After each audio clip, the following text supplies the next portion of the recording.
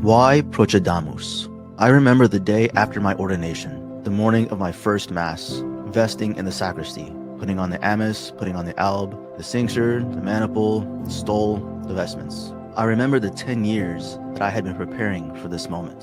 Aside from the emotions and the nerves, I was aware of what offering the holy sacrifice of the Mass means for myself and for all the faithful. But additionally, given the context of the current persecution of the traditional Catholic faith in the world and in the church. I grabbed my chalice, I grabbed my biretta, looked at the crucifix, bowed, and said, Procedamus in pacem, to which the altar servers replied, In nomine Christi, Amen. I put on my biretta, and we processed out to the altar to offer the holy sacrifice of the Mass, the traditional Latin Mass, the Mass of the ages. Ascending the steps of the altar, I felt only gratitude to our Lord for having allowed me to be an instrument in preserving that which is true, good, and beautiful for future generations, for the ages to come. As long as I'm physically able, this Mass will continue to be offered. This spirit of determination, this spirit of perseverance, is that to which I would love to invite all of you to share. The first annual Procedamus Gala is organized to support the mission of the Oblates of St. Augustine and the old Roman Catholic See of Caer-Glow to preserve the traditional Latin Mass and the traditional Catholic faith for future generations. Procedamus.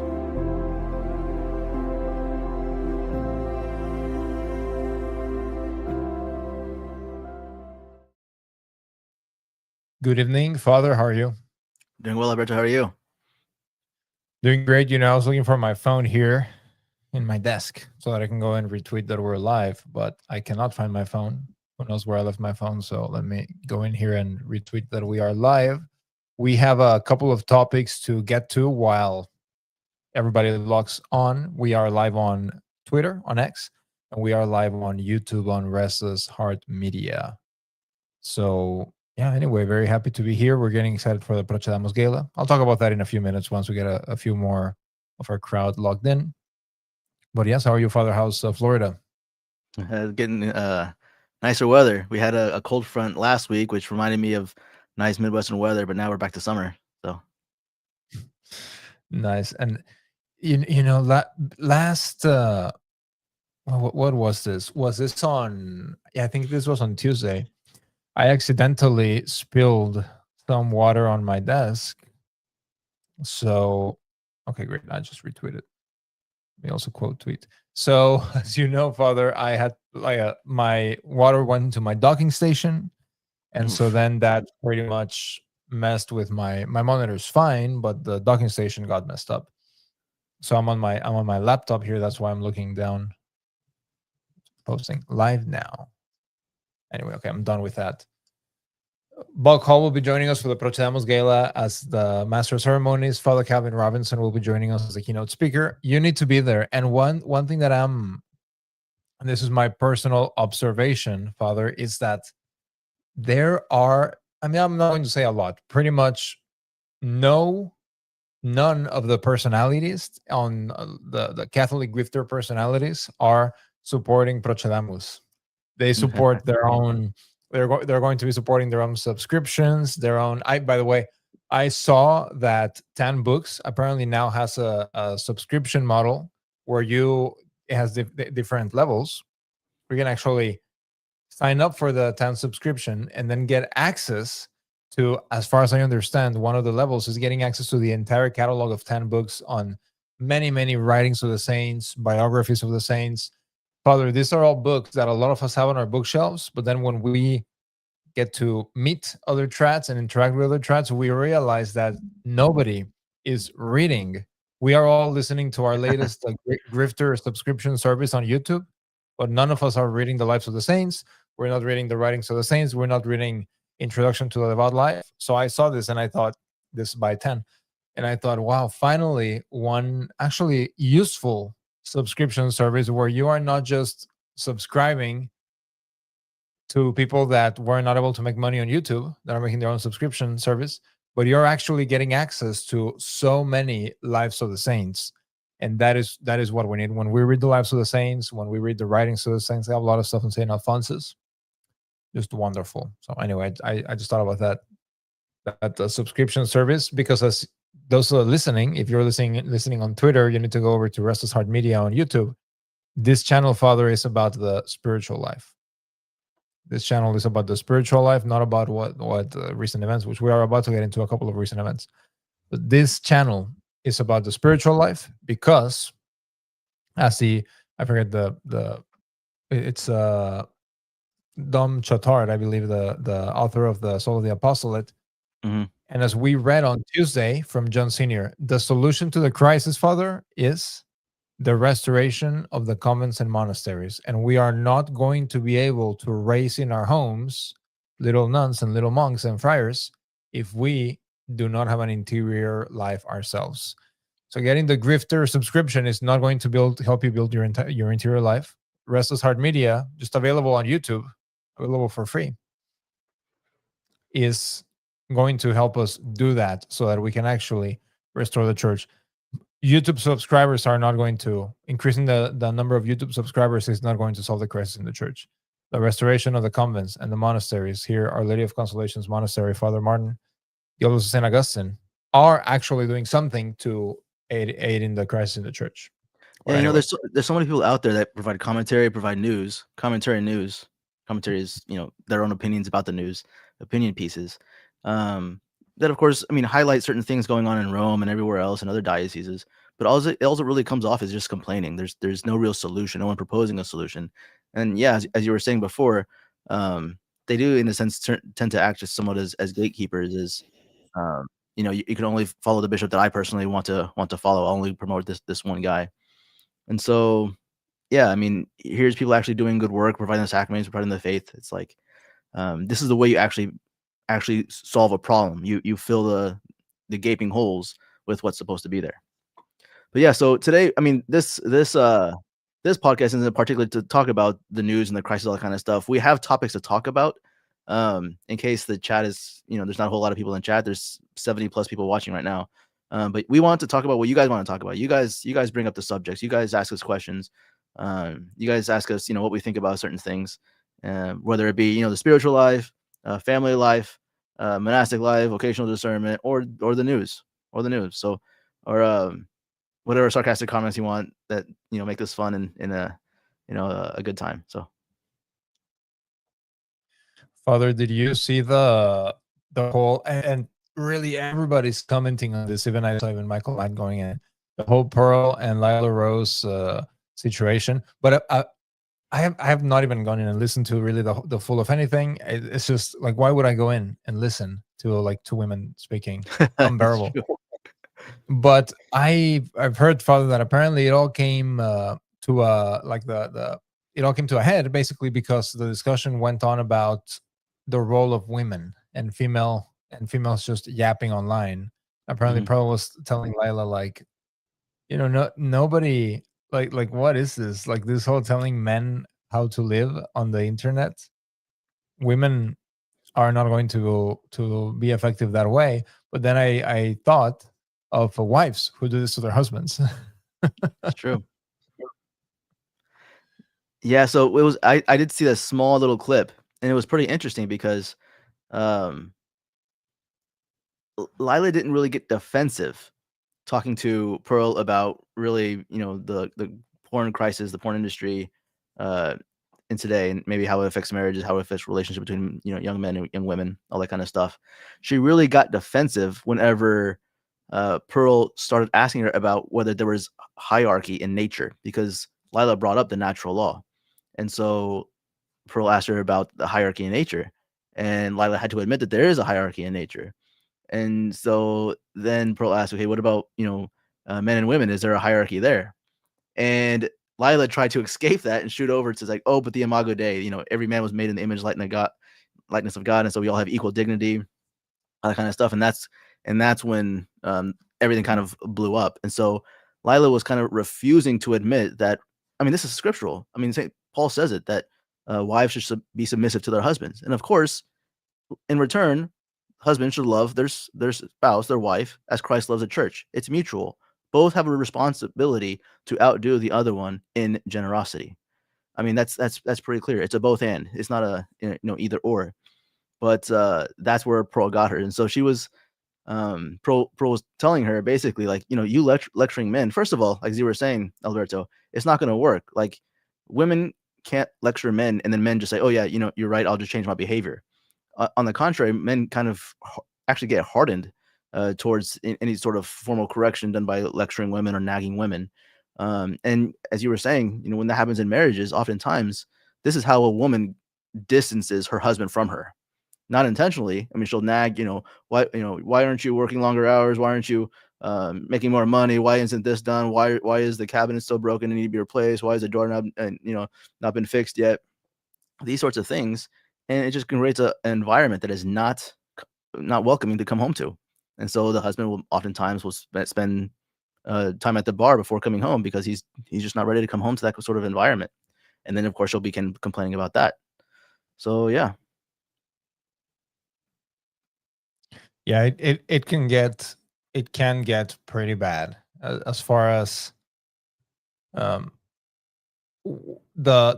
husbands wanting to. Now I would say, Father, that there's a difference between a husband saying, hey, I'm going with my friends and male friends, obviously, and then having a good time and whatever, and then but I know of a case where a husband, in order to spend time away from home, is basically spending time with a way older woman. Really, really, and it is true though that when husbands get in a very desperate situation, they do weird stuff that we go ahead and look at, like, why are you doing that? But then consider that I can only imagine how it must be like living with someone that is just completely unbearable, because women can get to that point. Really, women can get to that point. But yeah, as Diane is saying, all I heard was that Pro muted Lila. Yes, that now a lot of people go ahead and criticize Pearl because she's a woman, and then she talks about stuff like this. Some people go like, well, you're a woman, why are you talking about that? I suppose that those may be valid points. Leave your comments and questions in the chat. Any questions that you may have about anything we've talked about in the last couple of weeks, Father. We've talked about what recommendations maybe regarding raising little, and how life is with little children. Recommendations when it comes to or even like, why are we not on the rundown anymore? People have been asking that, and people have asked that in the chat. Don't feel like talking about that again tonight, but I'm just talking about any types of questions that you all may have. We can put them out in the comment box and we can get to them. And then, though, another weird thing that happened, Father, was that apparently the Jesuits run the Dominicans. The Novus Ordo Dominican, the Novus Ordo Jesuits run the Dominicans because Father Totalben was ordered to leave his Twitter account, specifically after he had made and now they said that, it's because he had tagged Father James Martin. The tweets from Father Totalben that I had seen regarding Father James Martin, the tweets that I had seen was Totalben saying, oh, Father James Martin has done nothing to merit any sort of disciplinary action. I was like, okay. So yeah. So basically, I mean, I kind of briefly read the tweet, and Father Totleben, I mean, he's a Dominican from the Eastern Province, basically explained that Father James Martin is just, rubbing elbows with all the rich people in New York. That's what he's there to do. And he's the chaplain, the personal chaplain for the beautiful people is how he called it. So the alphabet people. And apparently someone reported him to his superiors, and the superiors said, hey, get off the internet. And so there was another Dominican from the Western Province that was praising him for his obedience, whatever else. But it's like, you're being obedient to the enemy. You're being obedient to the enemy. You're calling out a wolf in sheep's clothing as a wolf in sheep's clothing.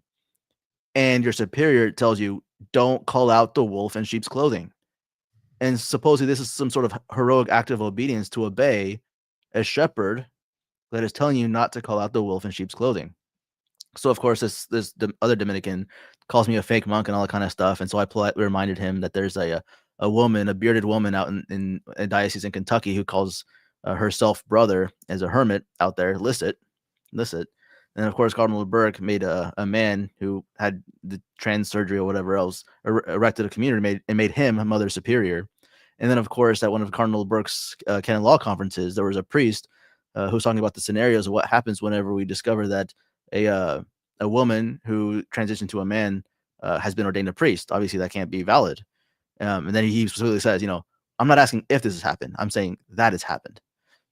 So we have trans brothers, we have trans sisters, and we have trans priests. And so I told this guy, and you're calling me a fake monk. You're saying I have no ministry in the church, like throwing stones in glass houses. I mean, come on. That's what it's kind of the scary thing, is that these guys are in communion with this entire machine that is doing this. And now people may say, well, it was just an honest mistake. But when we see it systematically, it's a problem. And actually, also, it's a problem if in a Novus Ordo seminary, a woman can pass on as a man. That's a problem. Let's say, Diane. To be honest, even as a woman, it is hard to find women friends who aren't a bit crazy. This is true. Yes, I completely agree with this. And this is the interesting thing. So for men, Father, a lot of times people will have jobs that you just sort of have to be around people that are crazy, that are worldlings, and so on and so forth. I get a feeling that men are not, even though, yes, of course, men can also very easily be influenced, but I do get the feeling that it's very, very dangerous when your wife is friends with a feminist, because those complaining creeps in, and then you have wives that, it's horrible, wives that complain about their husband to their friends systematically, and then also complain about their husband to the children. Right. Very, very evil. This is very, very evil. You destroy your husband's reputation to your children. Rob, the video is showing in portrait mode and it is cutting off the text. Is that intended? This is a really good question, Rob, because for us, this is new. Like, it's showing in portrait mode is new. And last was it Friday or maybe on Tuesday? I forget. It's a blur. Life's a blur for me right now. I was noticing this, and then when I went, like, usually I check the chat a lot on my phone, which I don't know where it is right now, but I would check the chat on my phone, and when I would go into the YouTube app on my phone, it was showing it to me on portrait mode. But then other people were saying, no, to me it looks exactly the same. So there's two actual links. It's tricky. There's both. There's technically both. It depends on which link you clicked. And so there is both a portrait mode and then there's a normal mode. I have links for both of them. Regarding the text, I mean, the background text on the portrait mode, it's going to be cut off. So you'll probably just see just the middle of Restless Heart Media at the top. But you should be seeing at least the text from the chat that we put up on the screen. So yes, in the portrait mode, you should still be able to view the chat, and you should still be able to participate in the chat. I suppose you have to, as Father mentioned, you have to figure out how to change over to the landscape mode, which is, even on portrait, when participating in the chat, is better on the app. And then I don't know if you're watching, or I guess you're watching from YouTube. It shows me here, but I don't know what it's like on Twitter. Yeah, that's absolutely, Diane. YouTube looks fine to me. I couldn't figure it out.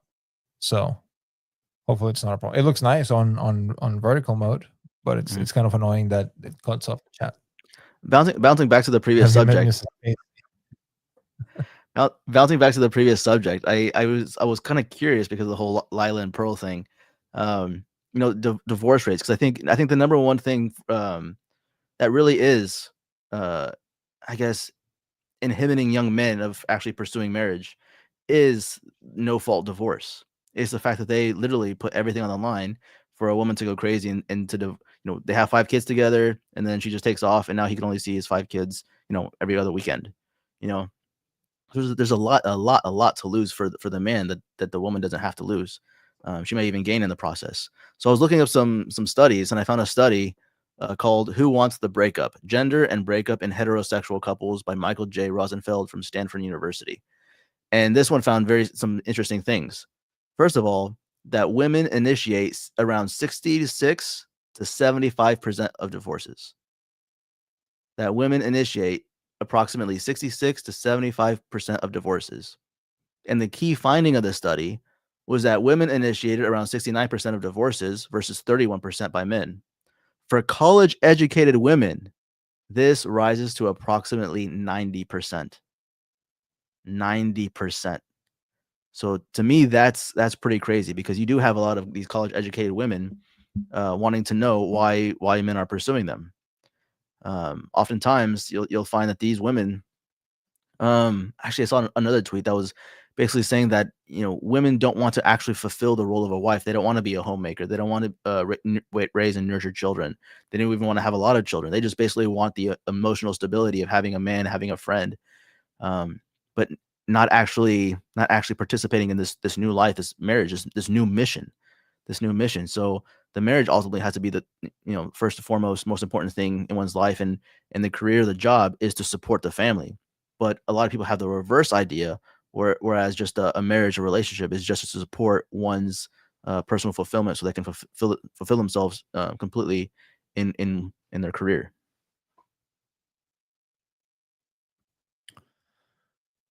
Rob, thank you for. So Rob did something that I could not do in our last stream. You figured it out. Wonderful. So happy to hear that. Great. So if anybody missed this on YouTube, there's apparently a vertical link and a horizontal link. The horizontal link is going to be much better. It really is much better. If you want to participate in the chat, which is what we want everybody to do, remember to put your questions, put any comments about any topics in the chat, and we will get to them. Who is Pearl? Pearl is a female podcaster. I don't know what else is her claim to fame. That's sort of her thing. Her thing, actually, I mean, a little bit about her background, because I've been trying to figure it out too, psychologically, like, where is she coming from? Why does she have the perspective that she has? And the best I could come up with, and of course, this isn't, I have not researched this or tried to find, test its veracity, try to find any more, but it really does seem like she came up in a family where she really loved her father, but then her mother really disappointed her in some way. Maybe she cheated on her dad or something, but she very much stands behind, the men in most of these cases, and really kind of denigrates women just constantly. Um, and so that's what kind of makes me think that maybe there was a woman in her life that she really looked up to, that completely and totally disappointed what she thought a woman's role would be. And so now she thinks that, yeah, women are failures, and so men have every right to look after themselves. Rob says, it's not just young women. A friend's mom divorced her husband of 45 years and got an annulment and remarried another man in the church. Oh my goodness. Well, no, it's true. I mean, especially midlife crisis and everything else too. It's Yeah, they take a lot of liberties, and of course, yeah. I mean, there's a new idea of like psychological problems and all that kind of stuff that you can appeal to in the annulment process, and yeah, they hand them out like candy. So it's hard to take that kind of stuff seriously. It's hard, especially in cases like that. It's hard to take marriage and the church's stance on marriage seriously, going into it. Meanwhile, they require you to do so, but they're the ones that are destroying its credibility. If that makes sense. I just texted I texted Mrs. Flatcath, and I asked her if she had heard about the Pearl and Lila thing in any of her friends' group chats, and she said no. So I said, look it up. I really wonder what she would think about it. Amy, hello, hi Father, hi Alberto. How are you both this evening? How are you, Father? Pretty good. Public service announcement. Remember, December 8th is the Feast of the Immaculate Conception, Holy Day of Obligation, at least for trads. I don't know what the Noah's Order does anymore. So put in your ask off for work or whatever you need to do, so that you can keep holy this Holy Day of Obligation. Absolutely, and I'm doing just fine, doing great. I served Mass the last couple of days. It was wonderful. Not today though. Let's see. This was way beyond middle. They are Yes, this is the same thing that I thought when you said midlife crisis. I said no. I was doing the math. I was like, okay, so they got married in their 20s and they've been Mhm. married 45 years. Rob, did they? I bet the children were grown. So I wonder how they took it. Usually, from what I've seen, the children sort of turn against the party that is initiating the insanity and then remarrying and whatever. The sad thing, though, Father, as you mentioned, they hand out the annulments like nothing. It is very sad to think that when it comes to the family, no, the Novus Ordo Church does not care about the family whatsoever. They're granting these annulments, and then they even allow men and women who are divorced and remarried to be like Eucharistic ministers and so on and so forth. They allow all sorts of exceptions for people that have destroyed families, and they don't really see a problem with that. This is why I've been saying that the Novus Ordo Church is an enemy of civilization. We cannot we really we need to start seeing them in a similar way that we see other Abrahamic, so we don't get in trouble here with YouTube, as we see other Abrahamic groups, not as friends or as, oh, maybe, maybe this new bishop will be conservative or something like that. No, they are enemies of civilization. Mm-hmm. And let's see, Amy. Father, I listen to Father Abernathy on his studies on the Virgentinos online every day. Would this also count as spiritual reading?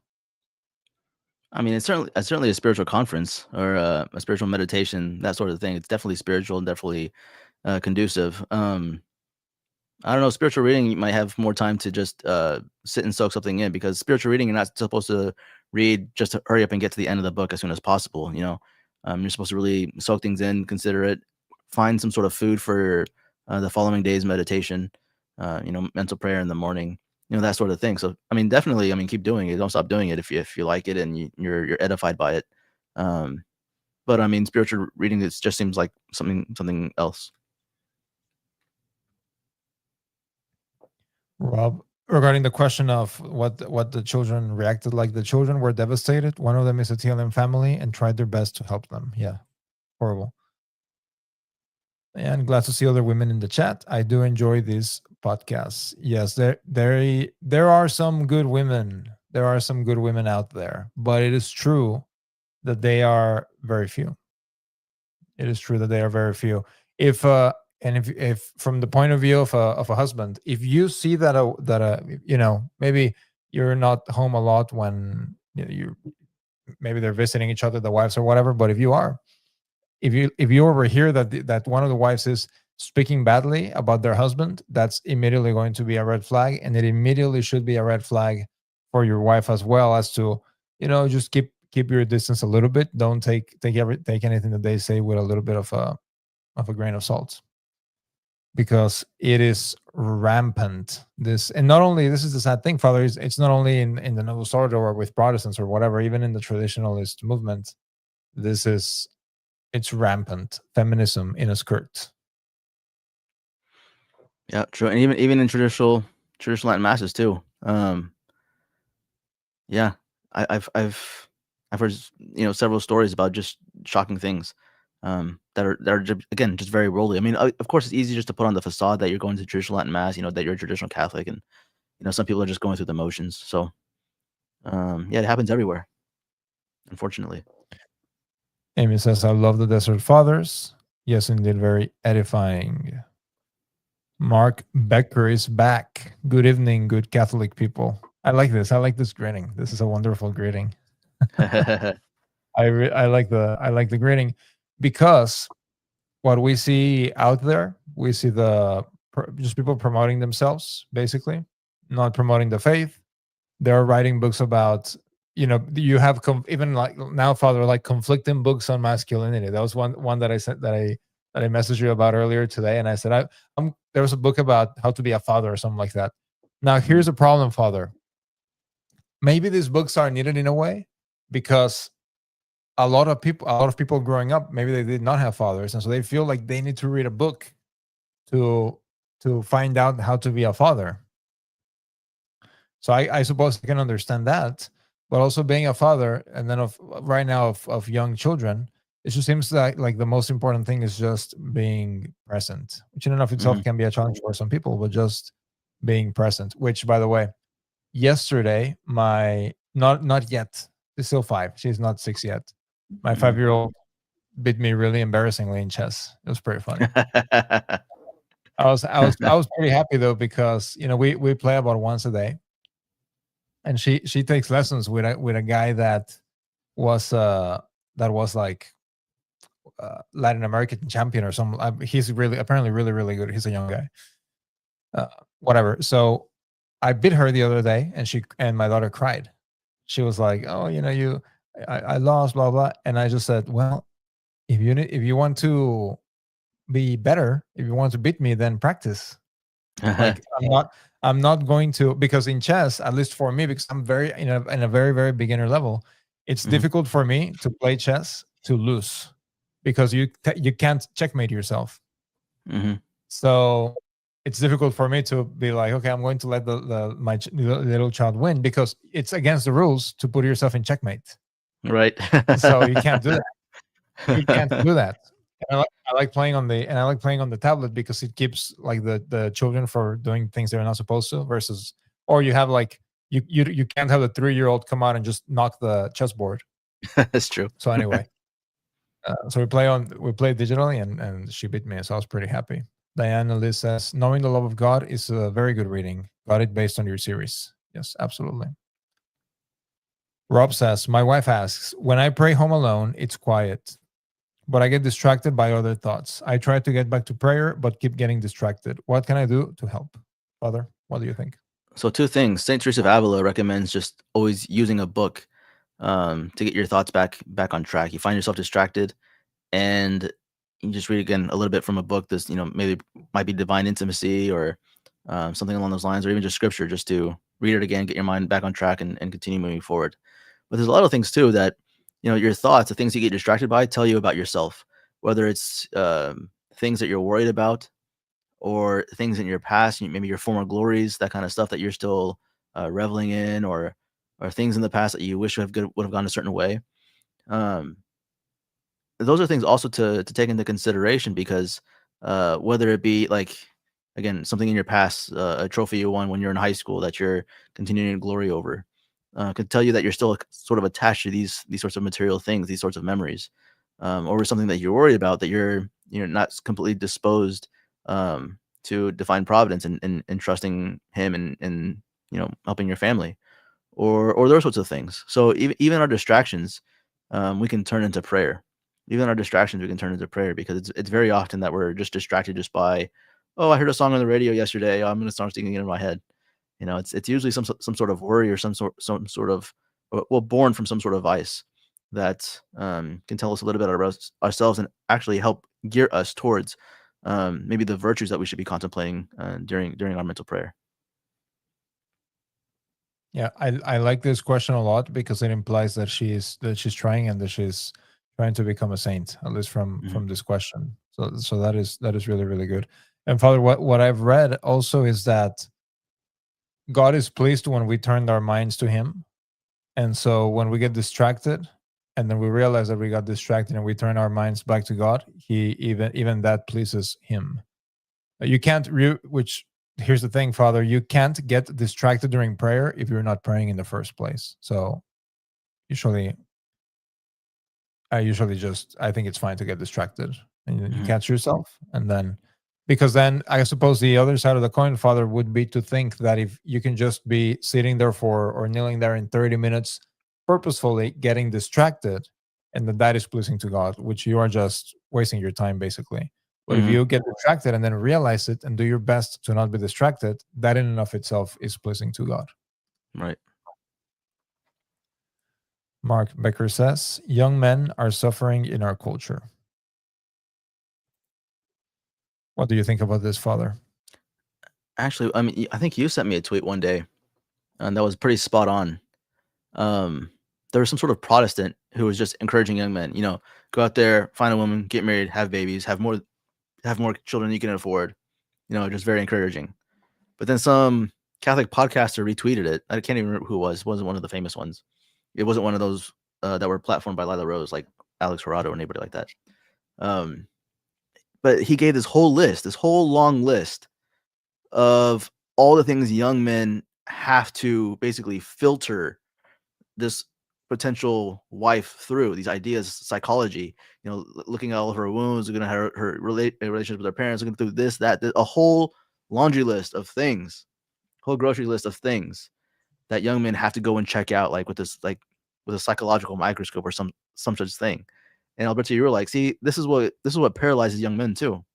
This is what paralyzes young men, that they have to be so incredibly worried about understanding the other person's psychology completely, and all of their wounds and all their past and everything. Because what happens if like this person is wounded and needs to grow later in life? It's like, well, that's kind of the point. Marriage is supposed to help this.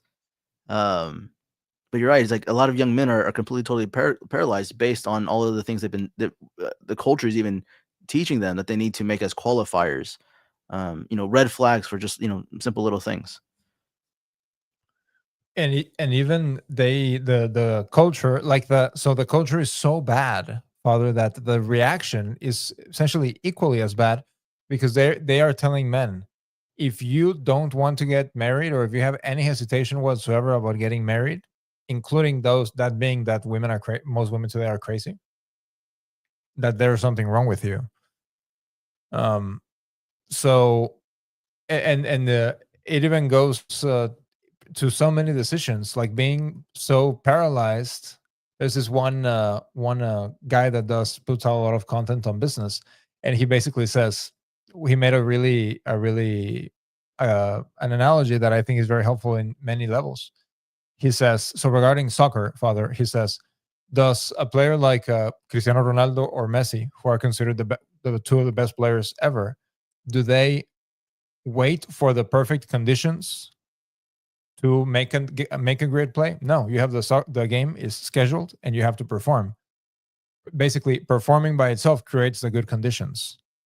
So I know so many people, so many men that are like, oh, I can't get married until this is this or that, or because I'm not mature, or so on and so forth, which could definitely be true. But at the same time, it's not a reason to not work on that and to make sure, be like, everything has to be perfect because this guy online says that if you're not waking up at 4 a.m. and working out and then starting work at 6 a.m. and then doing this and this and that, then you're not a real man and not ready to get married. And similarly to, as I told, like, it's very common in Hispanic culture. I don't know if it's the same thing in like white culture, but it's very common, Father, in Hispanic culture to say, get married and then know each other and then have children after that.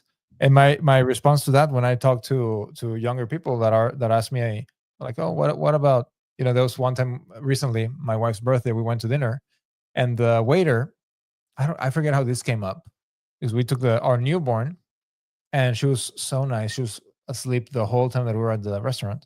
And this was a relatively fancy restaurant, so it was not very loud or anything like that. So, and the waiter, I don't know how this comes up, but the waiter tells me, "Oh, I'm going to get married. Is this your first one?" And I said, "No." We said, "No, it's our third." And he's like, "Oh, nice. Yeah, I'm going to get married to my girlfriend. We already live together. Blah blah blah." And he's like, "What would be one recommendation for that you guys would have for marriage?" And then I said, "Just have children as soon as possible." And he was like, "Oh, we kind of want to get to know each other, and maybe it's if it's up to her or whatever." He said something like that. It's her decision, if she wants to have kids because she carries them, or something gay like that. But I told people, so you wait to know each other, and then you get to know each other, and then she gets pregnant, and everything changes, and then the baby's born, and then everything changes again, and then she gets pregnant with the second one, and then everything changes, and so on and so forth, so on and so forth. I don't know at what point things just don't change, and then you get to midlife crisis, and then you go crazy or the wife goes crazy. So life just is consistently changing, which I think is one of the things that St. Peter of Alcantara, Father, says, that goes to show how little we should value this life, in the sense that it changes. Like, we get a cold and we get in a bad mood, and then tomorrow we don't get a good night's sleep and we wake up with a headache, and we want to value this life like more than eternity. That's what St. Peter says. Happy feast day of the presentation of the Blessed Virgin Mary. Absolutely wonderful feast day. Rob says, It's hard for young men because men have been demonized and we live in a feminized society. Yes. I'm sure, Rob, that you also see this. But whenever your wife is like talking really well about you, people that are like worldlings, they flip out. They go like, "Oh, he's not that nice. He's not that great," or anything like that. Always happens. When if they're like, "Oh, let's make these plans," and then if your wife says, "Oh, yes, let me ask my husband if I can do that," it's not so. Not only are men demonized, but women who follow men whom you got married to, so presumably you would get married to, so that you could be under his authority. They also will get demonized. So men are demonized, and women who are not feminists are also probably more. I think more. Father, what do you think? I think that women that are not feminists are more demonized than men. Yes. Yes. In the sense that, as Diane was bringing out earlier, it's hard to find good friends precisely because of this. Is because, yeah, if you have nothing bad to say about your husband, or even if you did, if you don't say it, then the girls aren't going to like you. And so of course you have these what do you call them, hen houses or whatever else that just exist to gossip and all sorts of things. So if they're not demonized in the sense of um, being rejected from society, nevertheless there's at least an exclusion that that groups of women will simply exclude them from their friend group because when they want to be able to talk bad about their husbands, right? And so they can only feel free to do that if all the other girls there are gonna talk bad about their husbands as well. So it's definitely, if they're not demonized, it's definitely difficult. Or maybe they're only like Sunday only trats, and that's going to be a problem. So actually, as men and as the ones that are like out and about more than women are, one thing that you could do is you meet maybe a new nice trat or something like that, and then get to know their family a little bit, and then you can recommend friendships to your wife. That can also Mhm. be a thing that could work very well. Hey, you should be friends with. She seems very nice. She doesn't seem insane. Maybe she turns out to be crazy, but that there's only so much that you can do. Right. Amen. Yes. Happy feast of the presentation of the Blessed Virgin Mary. All right, Father, here we go. Apple juice or whiskey? Of course, it's scotch. It's Friday night leisure. I don't have anything. I'm not drinking anything. Oh, I've also got my glass of water here too. So That's funny. No, it's apple juice is kind of nasty. I don't even understand how that's real. What's not nasty is like apple cider is pretty mhm, okay. Pretty okay. When we used to be over in Western Father, there's a lot of apples there. Oh So yeah, that's kind of nice in the fall. Everybody would go crazy with the apples. It would be apples and everywhere. pumpkin patches, apple orchard and pumpkin patches. Yes, Mrs. Flatcat would go over to the orchard and then come back with like so many apples. And once I tasted freshly picked apple, I said the store bought stuff is fake. It's not. It's not even one of those. Mark Becker, thank you so much for joining us in the chat. And I want to remind everybody about the Procedamus 2026 Gala in Clearwater Beach, Florida. Buck Hall will be joining us as a keynote speaker. Father Calvin Robinson will be joining us as no. Buck Hall will be the master of ceremonies. Father Calvin Robinson will be the keynote speaker. Father Martin will be there. Bishop Miko will be there. If you're wondering, everything is so bad, the Vatican just put out a new article saying that Our Lady does not hold back the wrath of God. What do Mm, we do? And as we read in our last episode on this book, The Restoration of Christian Culture, the answer is the restoration of the monasteries, of the convents. And how do we do that? Well, the Procedamus Gala is in benefit of the old Roman Catholic See of Caer-Glow and of the Oblates of St. Augustine. So by supporting, attending the Procedamus Gala, you are going to meet like-minded Catholics. Yes, it's nice. mhm. You are going to also be meeting a lot of people that are involved in the fight and that are like-minded, like people in the chat. You can actually have the chat, but in person. So it will be very nice. What's the exact date, Father? February what? I'm so bad with dates. 21st, There you February go. 21st. Let February me double check myself. 21st, 2026, Clearwater Yes, Beach, Florida. it's We Saturday. will have the chat, but in person. Yes, absolutely. Let's see. Snaggleton. Anyone here pray for my spouse Ellen, for her openness to pregnancy after a miscarriage before the biological clock runs out. 2 beautiful children so far. Thank you. Prayers. Absolutely. Diana Liz, some circles of trats are hard because if you aren't the perfect trat woman, you're out. And okay, here's the what blows my mind, Father. If you run into a circle of women that are like this, guaranteed, like you don't even have to meet them. So it's not a rash judgment because I'm not talking about specific people that I don't know. Guaranteed that they're fake trans, or that they think that just because they put on a skirt that makes them Catholic and holy, and that's a problem. And they hold rash judgments, and they hate their husbands, and they have 15 children, but their daughters are all going to be blue-haired feminists, and then their sons are going to just be weird, unmarriable, and without vocations. So if you run into a circle of people that are excluding you because you are not trat enough, now of course there does, like for example, like in between my group of trat friends, we do absolutely welcome new guys to come in, but we are going to still be talking about all the topics that we talk about. And guys come, okay, cool. Oh yeah, I didn't know this about the noble sword. I didn't know this or that, because a lot of people don't know all these things. So guaranteed, and I wonder what you think, Father, if there's a circle of women that are like this, they think that they are holy just for putting a skirt or a dress on, but not because they are actually trying to follow the virtues. Well, exactly. I mean, an essential part about our conversion, our interior conversion, is that our heart actually changes from a heart of stone to a heart of flesh. You know, we actually live, as we were reading in the Self-Abandonment to Divine Providence, our heart just constantly disposed with the same desires and the same, reacts to the movements of the Holy Ghost within us. But a lot of these supposed, tried women or people, there's men too that just live for the facade. They don't actually desire to change their hearts. They just want the list of rules. And I've preached about this too. I call it the trad Catholic mitzvot. The mitzvot in the Old Testament was the 613 Jewish laws that they all had to follow. And what was considered just was how many of those 613 laws you kept. And so we can tend to do this too with all the obscure, crazy rules from tradition, or, decades ago or centuries ago that we randomly find and say, oh, look, monks used to wear this silly haircut, all the way around. You're not a real monk unless you have that haircut. Well, how does that actually change your heart?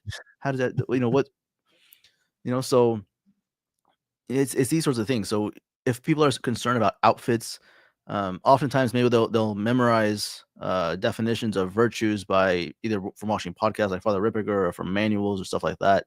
And they can talk about them, they can remember them.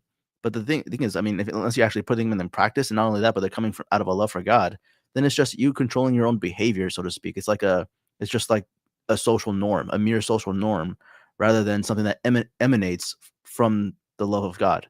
So of course we have natural acquired virtues and we have infused moral virtues. They have the same names, but they have completely different intentions. Like temperance in the natural or acquired virtue is simply, you want to control how much you eat so that you can lose weight. But the infused moral virtue of temperance is to actually subdue your flesh, subdue your passions, so that you can obey God's commandments, you obey God's law, and you can live for Him. And so, two completely different motives distinguish what one is for. So it's not just about behavior. It's not just about following rules. There's an actual, real interior conversion that must take place where you actually want to behave out of your love for God. Like you sincerely are repulsed by the thought of offending God. That's where we want to get in our interior life. Is that we don't do bad things. We don't sin because oh no, I know that's a sin, so I'm just going to do the opposite. It's like, no, that offends somebody I love. That offends somebody I love, and so why would I do that? Rob says, 100% agreed by my wife. So looks like this is not really surprised, but looks like this is a problem in different places. And this is why it's important to attend the Procedamus Gala, because we will get there and then we'll be like, oh yeah, these women, they're insane, they're feminists, but they wear skirts and they think they're trans. Oh, you too, and we will become even better friends. Good to know. It's not just me. Yes, no, you're not crazy, Diane. You actually are not. My wife has seen it firsthand. Linda, being divorced for 13 years before remarrying and being very independent, it's been very hard to just have my husband be in authority of our marriage. I've only just learned to be submissive. I've learned to work out the feminism in me. And of course, always having good friends is important to work out the feminism. And so you look out for those red flags, like talking bad about their husbands, maybe to Mhm. you, or even talking bad about their husband to the children, and then you start getting away from people like that. Mark Becker, good for you, Linda. Mark Becker says, I catching myself getting a hard heart at times. Humility cures it. What do you think about this, Father? It's true. And one of my favorite things to uh, consider for a meditation on humility is always the Blessed Sacrament. I mean, our Lord wasn't just satisfied with taking on a human nature for our salvation, but wanted to give himself to us as food, taking on the appearance, the smell of mere bread. But not only that, but then to be received by so many unworthy souls, so many of those who are in mortal sin, who are communing sacrilegiously, all the desecrations. Also that, but a few people, a few sincere souls, a few souls in love with him, he can commune with in a very intimate way. So he's willing to put up with so much more suffering, even so much more suffering, scandal, offense, sacrilege, for those few people who actually love him. And so, to me, that's a great example of humility to endure all those offenses for the good of so few. What I think people, and judging on these comments from like Rob's wife, and Diane, and so on and so forth, what is can be shocking to some people, Father, and you really don't understand it well until you live through this, is that there are certain situations in life that God sends our way by divine providence to test Hmm. us, to try us, and to see what our response is. And so when you're friends with people, these things come up, and you may be discussing them, and so on and so forth. So you think that people are your friends until you start. We're trying to grow together in holiness, or so you think, and you start discussing your reaction to certain things, maybe a problem with your husband, and how you internalized it, and pray for humility, and blah blah whatever.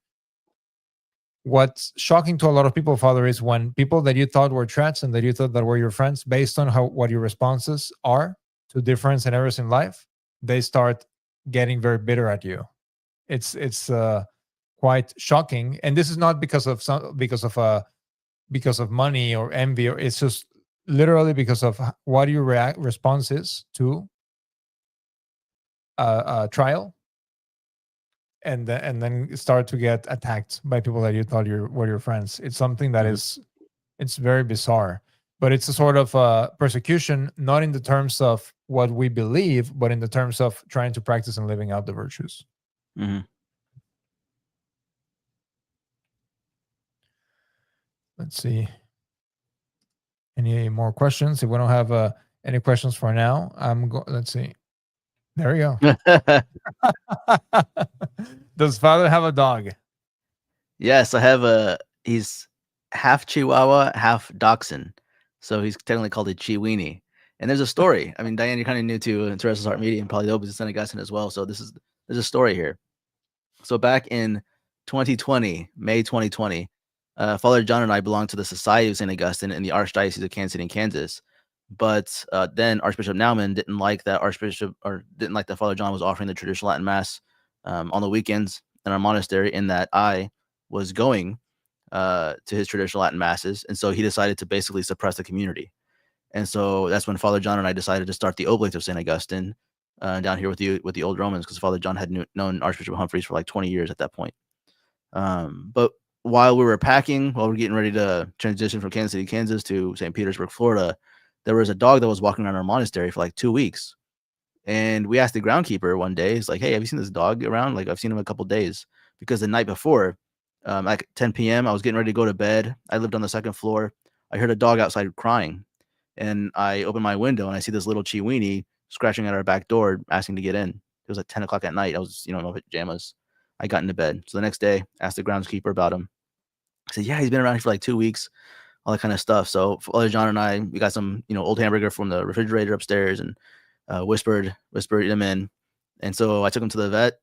He had no tag on him. He had no chip. We looked lost and found, on the internet, all that kind of stuff, and nobody claiming that the dog has been lost. And so Father John looked at him, looked at me. It's like, well, then Brother Martin, you and I are rejects because we like the Church's Latin Mass. He seems to be a reject. Let's just all go be 3 rejects together. And so that's when we took in that we call him Brother Chewy. Father, on the topic of dogs, thoughts on non-service dogs in the sanctuary during Holy Mass? I personally had mixed feelings about it. Father John always put Chewy in a kennel because Chewy would when we leave him alone, he would defecate, and I think this has to do one of the reasons why he probably ran away. So to spare ourselves cleaning up a mess every time we went to Mass, that's what we do. But I mean, it's one thing about Napoleon, storing his horses in Santa Maria de Angeli or whatever that church is called in Rome, is specifically to desecrate it. But at the same time, I don't know. It's a good question. I don't remember any particular saint or any writing, from a moral manual, anything that specifically forbids it. So, yeah. Oh, I was going to click on one of the latest comments, and I accidentally opened up an Excel spreadsheet. That's pretty funny. Chewy. My dog is Catholic. Yeah, and I even remember a picture. I think there were maybe oratorians in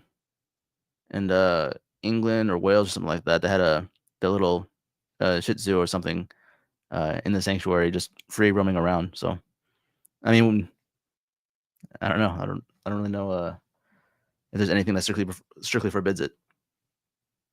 Yeah, I can think of a few. Like, okay, Chewy is too small. Like, there's no way that he could freak out and then jump on top of the altar, and he would be on his little kennel and like locked up anyway. I can definitely see if maybe they like urinate somewhere that during Mass, that maybe, especially if it's a big dog, that would be problematic. And too, I mean, I know a lot of monasteries, a lot of convents of nuns who have like 4 or 5 dogs, mostly to help with the animals, chickens and sheep and all that kind of stuff. And I mean, I've seen pictures of them, in the chapel as well, because they're just. Otherwise, sometimes too, you have to like lock them up and then hear them bark all the time while you go to pray. So there's also that. And you could put their bed out in the corner, and they could just sit in their bed while you go pray. I knew a priest whose dog would not eat until after the blessing of his food. That's funny. That's funny. St. Francis, Mark Becker says, St. Francis had a wolf. You have a Chiweenie. I always ask God for a Rottweiler, and this is what he gave me. So he's very defensive. He's very defensive of the Oblates. He's a guard dog of the Oblates of St. Augustine. So we got a couple more minutes left. See if any additional comments come in. But it looks like tonight the topic was a very important one, feminism, and very true that it just hides in so many. Usually, whenever like you can usually just look at at a man and be like, yeah, that he looks pretty gay. Mm-hmm. The problem is when women are really good at putting on their Halloween costumes and appearing to be trad. Mm-hmm. Because here's the thing. Usually, like even women that are not trads like dresses, or they can wear skirts. You can look at somebody that is not a trad whatsoever and not wearing the skirt for modesty, but just wearing it because she likes to wear a skirt and the style or whatever. So that's why that could be one of the reasons why women are so good at hiding in plain sight. I mean, crazy feminists. The other thing regarding humility, real quick, is also compunction of heart. When you remember your past, remember before you had your honest conversion, all the sins you committed, all that kind of stuff, you truly are slow to condemn other people who are not yet aware of what is offensive to God. You're a lot slower to do those sorts of things. So people that are very quick to judge others, they don't remember their sins. All right, everybody. Thank you so much for all your comments. We look forward to seeing you all Tuesday as we continue John Senior's The Restoration of Christian Culture. As soon as we end this, go to procedamus.com and acquire your tickets to the Procedamus 2026 Gala. Buck Hall will be the master of ceremonies. Father Kevin Robinson will be the keynote speaker. We will all be there, and it's just going to be so much fun, all in benefit of the old Roman Catholic See of Caer-Glow and the Oblates of St. Augustine. Father, anything else before we go? See you guys on Tuesday. Why Procedamus? I remember the day after my ordination, the morning of my first Mass, vesting in the sacristy, putting on the amice, putting on the alb, the cincture, the maniple, the stole, the vestments. I remember the 10 years that I had been preparing for this moment. Aside from the emotions and the nerves, I was aware of what offering the holy sacrifice of the Mass means for myself and for all the faithful. But additionally, given the context of the current persecution of the traditional Catholic faith in the world and in the church, I grabbed my chalice, I grabbed my beretta, looked at the crucifix, bowed, and said, Procedamus in pacem, to which the altar servers replied, In nomine Christi, Amen. I put on my beretta, and we processed out to the altar to offer the holy sacrifice of the Mass, the traditional Latin Mass, the Mass of the ages. Ascending the steps of the altar, I felt only gratitude to our Lord for having allowed me to be an instrument in preserving that which is true, good, and beautiful for future generations, for the ages to come. As long as I'm physically able, this Mass will continue to be offered. This spirit of determination, this spirit of perseverance, is that to which I would love to invite all of you to share. The first annual Procedamus Gala is organized to support the mission of the Oblates of St. Augustine and the old Roman Catholic See of Caer-Glow to preserve the traditional Latin Mass and the traditional Catholic faith for future generations. Procedamus.